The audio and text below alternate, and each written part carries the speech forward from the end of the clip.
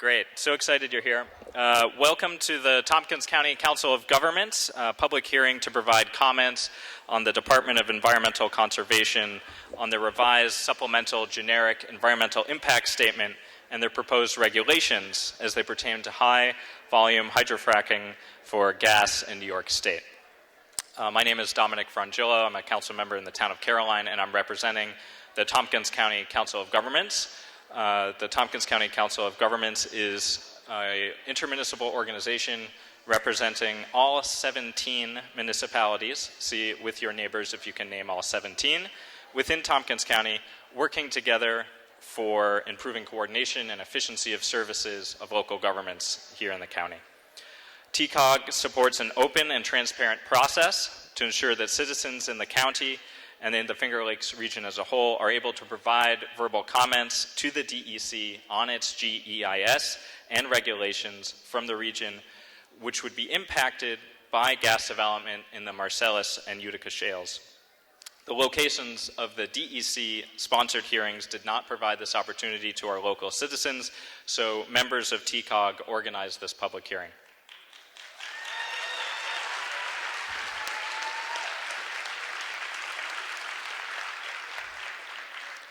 The Council of Governments supports citizens in commenting on the SGEIS from all points of view. TCCOG recognizes that this is an emotional topic. To be efficient with our time together this evening and to ensure that every speaker is heard, we have specific rules for this hearing that we will require all of you here to respect.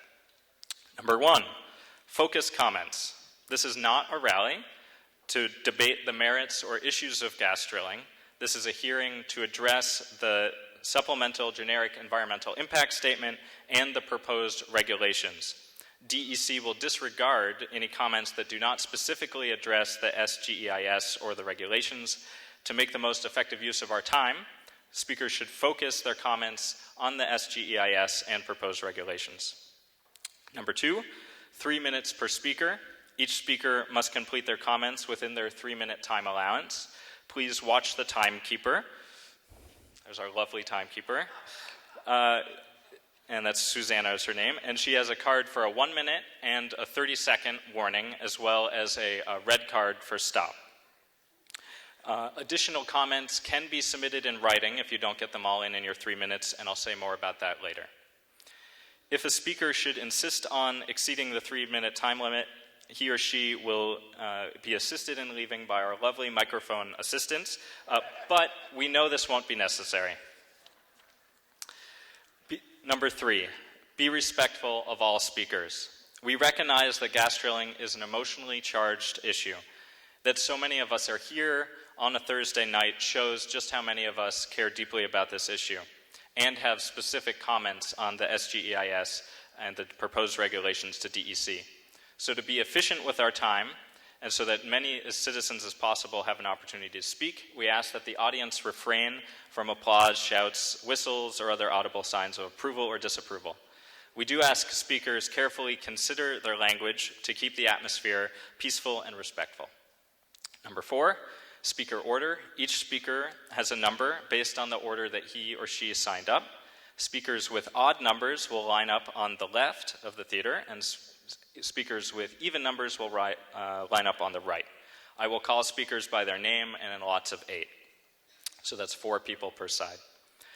Number 5, speak clearly. Our stenographer tonight is Elizabeth Brucey. Elizabeth, say hi. She's transcribing verbatim the proceedings tonight. So to make her job easier, we ask that speakers speak clearly and address the audience. They'll be facing the audience, and so that Elizabeth can see you. We also ask that you speak clearly and spell out your name so that she can type them in her comments. Number 6, number of speakers. We have likely over 100 people signed up to speak at this point, more people still coming in. With your assistance helping things go smoothly, this 4-hour hearing will likely allow 70 or more speakers to speak. Depending on how long each person takes, or if people who signed up leave before the end of the hearing, we may be able to get to more than number 70 on the list. Speakers, please be succinct so that we can hear as many people after you as possible. Number 7, Written comments. So the Council of Governments knows that this 4-hour hearing is insufficient to hear all the comments from everyone in the audience tonight. We apologize to those who are unable to speak this evening, but strongly encourage you and encourage anyone present to submit written comments. Handouts are available in the back of the theater. They look like this. They're back in the theater that give instructions on how to submit comments electronically or by mail. And you can also, and I'll get this right in a second. Any written comments that you wish to write tonight will also be collected and during this hearing and delivered in person to the DEC along with the verbatim transcript of all the comments. If you wish to submit written comments from this hearing, please pick up one of these forms in the back. We will also have people going through the aisles passing out these sheets, so look for the ushers. And you can drop off this comment collection at the TCCOG table in the back or to the ushers who will walk the aisles.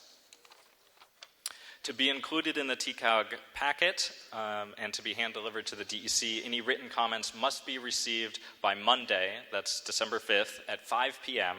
at the County Legislature Office, which is 320 North Tioga Street, or by email at TCCOG, that's TCCOG, at tompkins-co.org, and all of this is written on the sheets. A few housekeeping notes. Please keep the aisles clear so that the speakers and ushers can go up and down the aisles. Restrooms are located past the lobby and then up the stairs, and we also have a ladies' room and a handicap accessible room right off to my left here. We do not have a formal break scheduled, but we will take a few moments to stretch, probably at 8:30, and then again an hour later. We do have emergency exits that are through the lobby. We also have emergency exits to the left and to the right of the stage and in the back of the house. The House reminded me no smoking and to be respectful of other speakers to turn off your cell phones. And finally, a word on finances. This hearing cost over $5,000 to put together, and the DEC is not covering any of the costs from this event. Please feel free to contribute to offset the facility and transcription costs. There are donation tables at the TCCOG table in the back. We will also pass the hat, I believe. Anything that you can do to support the Council of Governments in hosting this event and other events is greatly appreciated. Great, so I'd like to call the first groups of speakers up to the microphone, and that's numbers 1 through 8. So come to the front with odd numbers on the left and even numbers on the right. While this is happening, I'd like to introduce our observer from the DEC, Diane Carlton. Diane, if you would like to please stand up. Diane is the DEC Regional Public Affairs and Education Director. We thank you, Diane, for taking the time to attend. Although our DEC observer is present, speakers are reminded to address the audience and so that our stenographer can see you. Also, I'd like to recognize the over 24 volunteers and elected officials who put in many hours to make this hearing a reality. If you are a member of the Council of Governments and or assisted with this hearing, please stand up and wave your hand so that we can recognize you. And there are many people in the back.